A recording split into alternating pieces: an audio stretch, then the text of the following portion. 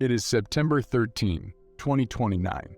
Human exploration under the sea has advanced further with the construction of Oceanus, a sizable underwater base located in the Pacific Ocean's Kimi seamount, housing about 300 marine researchers and engineers.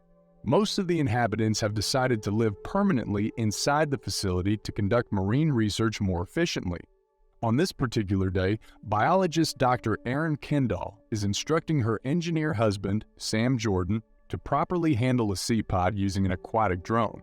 The pod, which emits whale songs, is discovered faulty, prompting Erin to do a hard reset. However, worried for their safety in an upcoming mission, Sam insists on returning the pod to their laboratory and overhauling the power systems. Still, his wife disagrees as it will only delay their plan.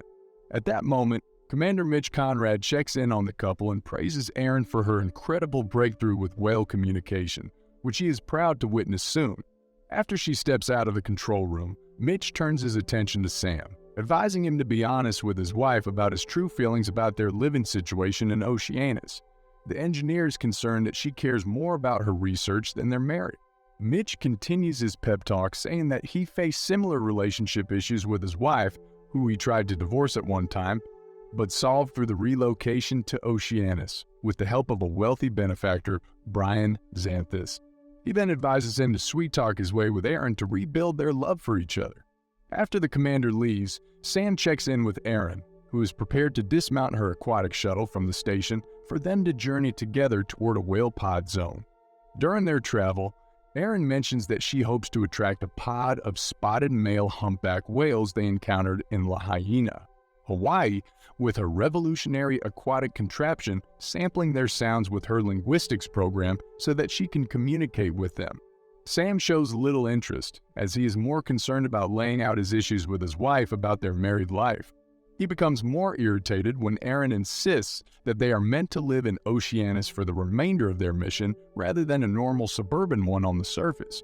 Just as the couple argues, the AI computer announces they have reached the deployment site, which prompts Sam to release the research pod on the spot, activating the ballast and life support function. Unfortunately, after connecting with the pod and sending the drone back to base, Erin is disheartened to see the backup power conduits become faulty once more. She then suggests that her husband manually fix the pod's issues since it's part of his expertise. Sam reluctantly agrees, kissing her on the forehead despite feeling that she is still clueless about their uneasy dynamic in their ocean life. Upon reaching the top of the latch, he asks her to detach the shuttle and switch to the communication systems to pinpoint the cause of the power flow issue. Erin is initially nervous since she is less skilled than Sam in maneuvering a light vessel, so he guides her through it via radio. After successfully dropping down 30 meters away from the pod, Sam informs his wife that the issue with the backup power stems from a faulty relay. However, as he is about to fix it, loud static disrupts their conversation, followed by a massive tsunami that knocks the shuttle out of position, separating Erin away from her husband stuck in the pod. Some hours pass as the marine biologist awakens from unconsciousness, seeing a school of fish outside the window. She hears the ship's computer repeatedly announce an emergency shutdown, disabling the communication system. She hurriedly tries to reach Sam on the radio, but she can't get a hold of any communications with his husband. With no other recourse but to find the pod, she fastens her seatbelt and drives the shuttle toward the ocean's surface. Much to her horror, she discovers a dark, cloudy sky glowing in red as large meteors fall to the ocean, prompting her to dive deeper and avoid collisions. A few minutes go by, and Erin continues to contact the Oceanus base on the emergency channel. Luckily, Commander Mitch picks up on her signal, feeling relieved that she survived. Sounding utterly distressed, he informs her of significant structural damage and injuries at the base caused by underwater earthquakes of intense magnitude. He theorizes that a global catastrophe is happening and advises Erin to return to Oceanus without looking for Sam, since the shuttle does not have enough oxygen to sustain her while searching. Though somewhat discouraged by the commander's parting words, the biologist immediately returns to her terminal and studies the direction of the tsunami to determine the whereabouts of the missing pod. After writing down notes pertaining to the last known coordinates, she drives the shuttle back to the shockwave zone. After reaching some meters, the computer alerts her of the presence of metals, indicating that the pod may be floating nearby. However, upon reaching the location, she is horrified to see a large passenger jet which has sunk into the ocean due to the fallen meteor. She then puts the shuttle on autopilot while she breaks down, feeling hopeless with her search and rescue attempt.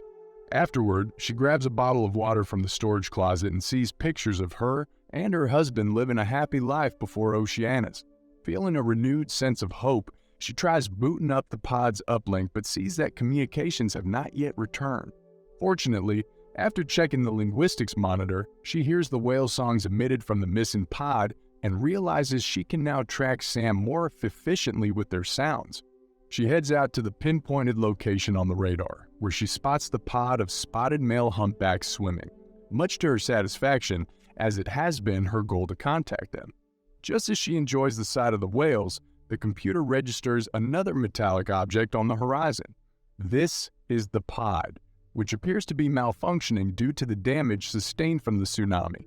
Erin takes a deep breath as she slowly approaches the wrecked pod and retrieves the radio to get a hold of Sam once more. Suddenly, her husband coughs loudly, indicating he survived despite being locked inside with a limited oxygen supply. He is ultimately distressed by the heat caused by the fire around him, so he will need to escape. Erin explains her difficulty in docking the shuttle to the pod as it drifts sideways, so Sam instructs her to input positioning coordinates in the system and turn on the auto dock function. Finally, within seconds, the docking is complete, much to the relief of the biologist, who unlocks the hatch and reunites with her husband. As the computer warns about the ship's atmospheric integrity, Erin climbs on the ladder and carries Sam back to the shuttle before detaching it from the pod. As he gasps for air while sipping on a bottle of water, he tells Erin about getting knocked out by the shockwave from the tsunami and waking up inside a burning hot pod, unable to breathe properly. She then praises him for thinking about using the whale call to track his location, proving that the device works. Suddenly, the computer announces the levels of oxygen inside the shuttle have started depleting to 16%, which may not be enough for a trip back to Oceanus Base. In the middle of planning what to do next, Erin eases her husband's fears about their marriage, declaring she has never given up on improving their relationship despite their relocation to Oceanus. Though Sam is mildly unconvinced, she advises him to hold off their disagreements about their marital status and clear his head to figure out how to get back to base. He then asks her to combine his spare oxygen tank with the reserve supply inside the shuttle to keep them alive just enough to make it back home. Additionally, he requests that she adjust the carbon dioxide scrubbers to absorb the excess exhaust gas, check in on the cabin pressure sensors, and set the shuttle to autopilot mode. After accomplishing everything, Erin hurriedly curls up beside Sam and caresses him as they wait and worry about their fate. The engineer theorizes that the event that caused meteors to fall from the sky may be a sign that the world is ending. Erin questions him as to what they should do next, to which Sam has no idea as well. The shuttle continues its voyage as the couple and the people on the Oceanus base have yet to face a new challenge, surviving under the ocean in the midst of the horrifying cataclysm happening above the surface.